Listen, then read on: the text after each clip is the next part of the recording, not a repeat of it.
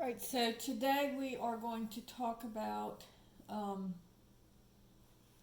applications of exponential functions. And for the most part, on these questions, they give you the formula that you're going to use.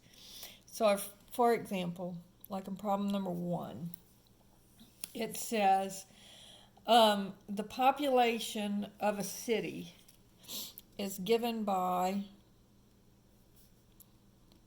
500,000 e to the negative 0.021 t, where t is the number of years from the present.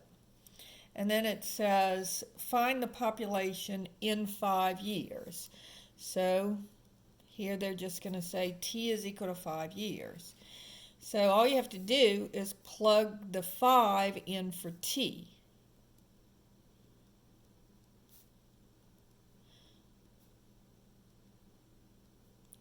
So just plug 5 in there.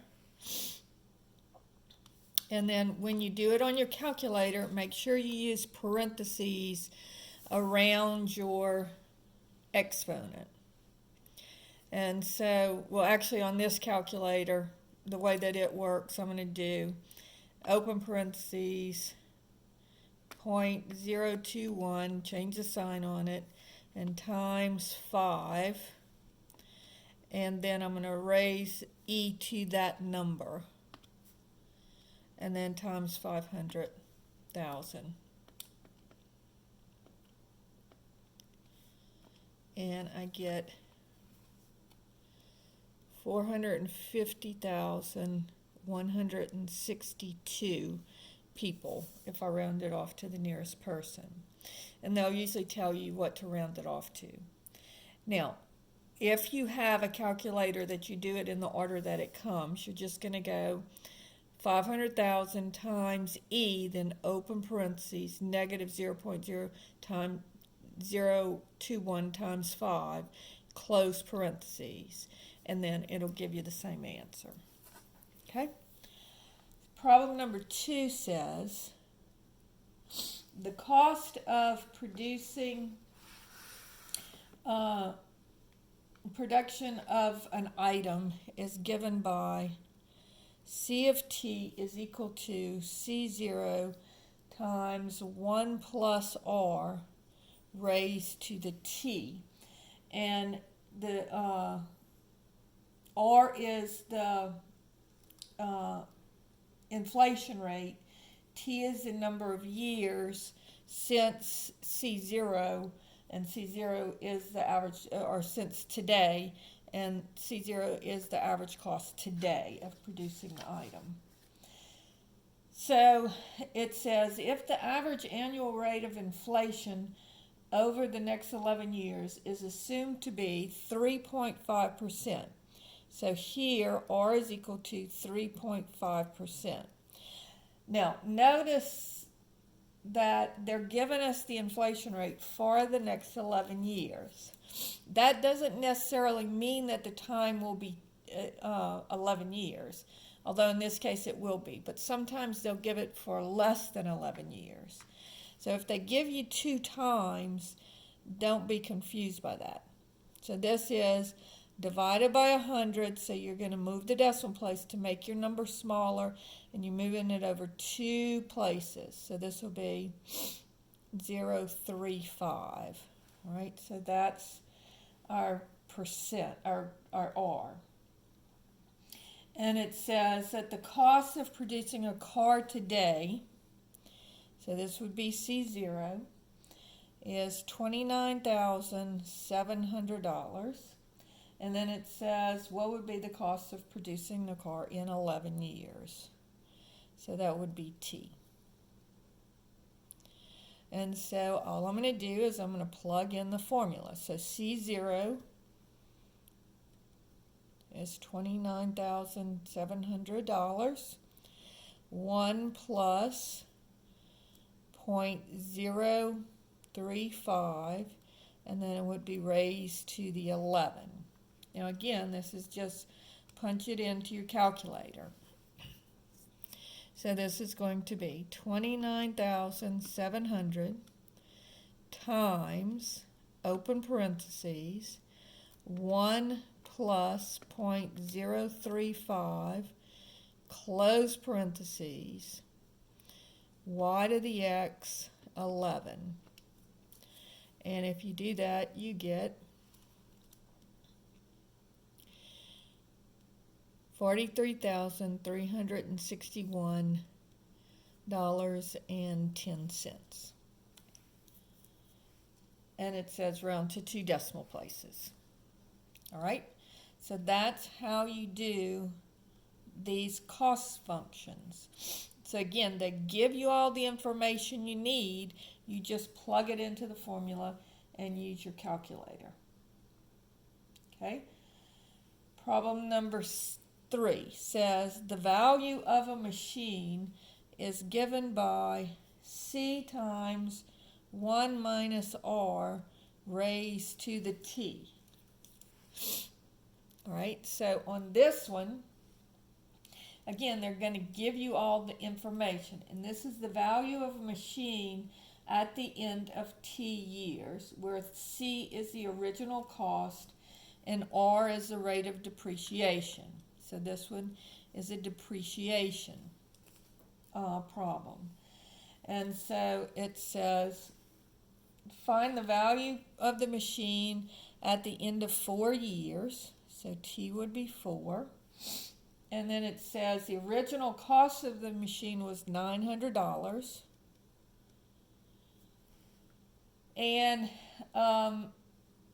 R is equal to 1%. I'm sorry, not 1%, 10%. And so that would be moving it over 2 places, that would be 0.010, which is just 0.10, which you don't really need this last 0, but I'll leave it in there. And so here, what would be the value of the machine would be 900 times 1 minus 0.10 raised to the 4.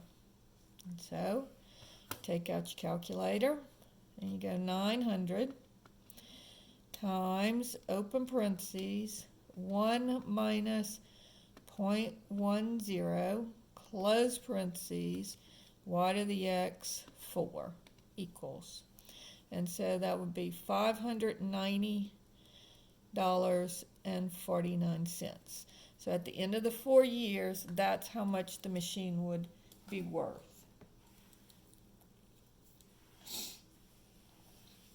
Now, the next part says, Hattie has recently inherited $660, which she wants to deposit into a CD account. All right, so she's got 2 different accounts, and she wants to determine her best bet on the account. And so here on both of them, we're going to look at 2 different equations. One of them, both of them, the principal is $6,600. And then she says the first one she found was the interest rate was 4.6%, which again, moving your decimal point over 2 places, 0.046. And it's compounded monthly. So N here is equal to 12. The second one is 4.9%. So that would be 0.049. But it's only compounded quarterly. So notice the interest rate is higher, but it's compounded quarterly. And so they don't give you T here at all.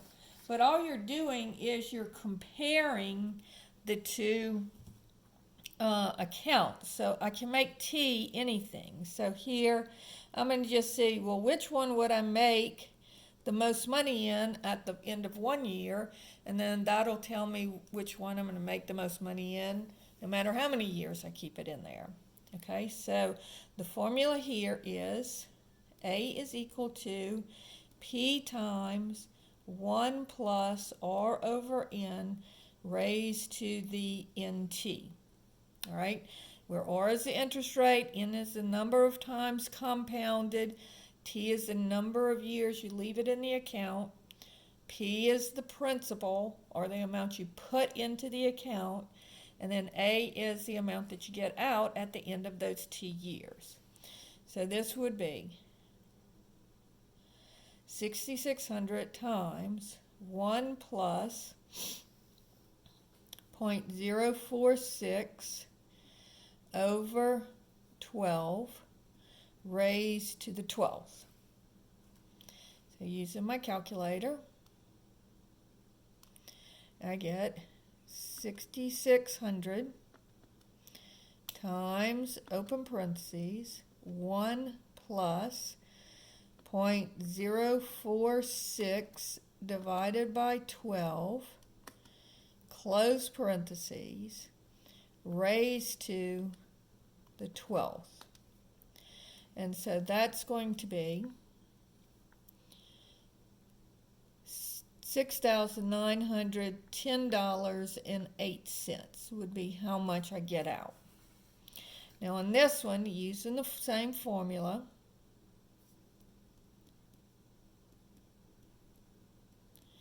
so this is going to be 6,600 times 1 plus 0.049 over 4 raised to the 4 times 1, which is 4.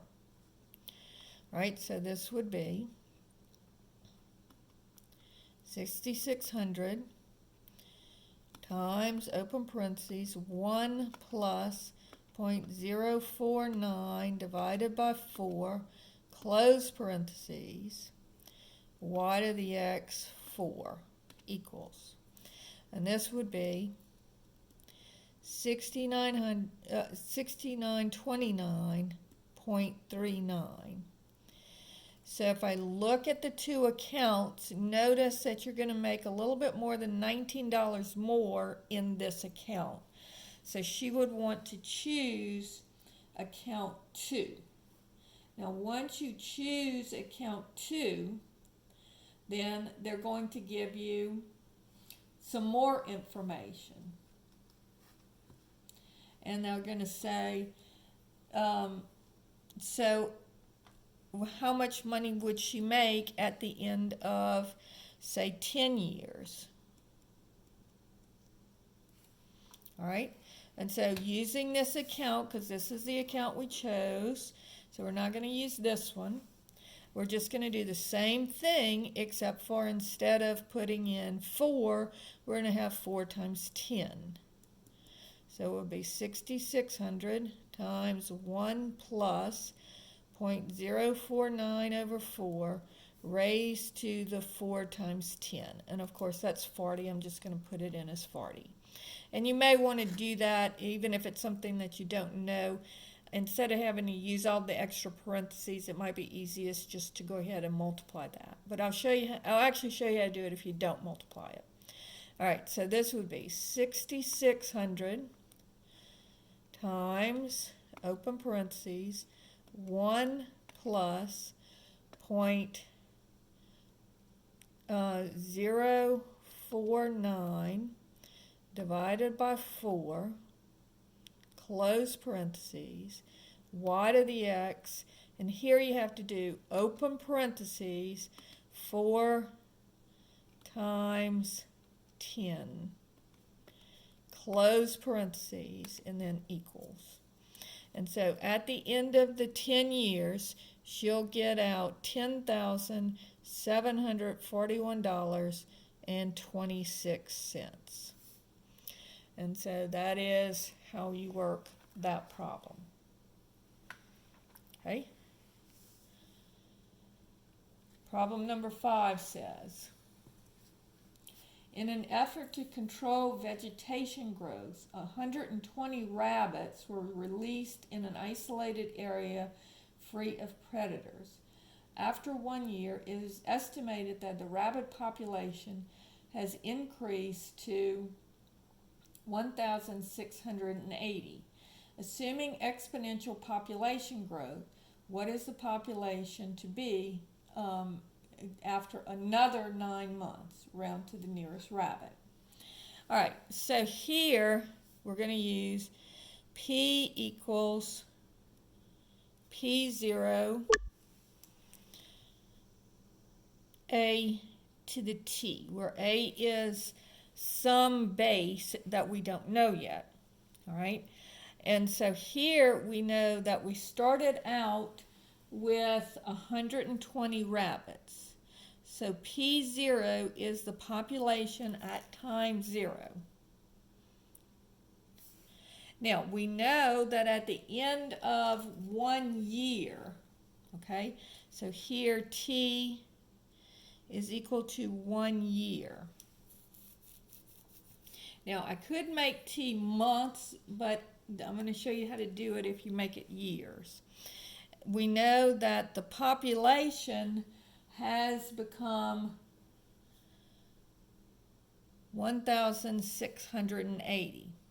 So now, if you notice, I know everything except for my base here. And so you're going to have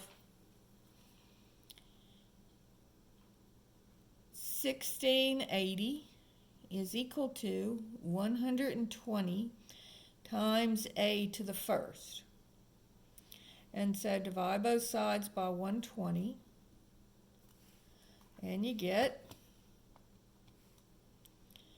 1680 divided by 120 is equal to 14.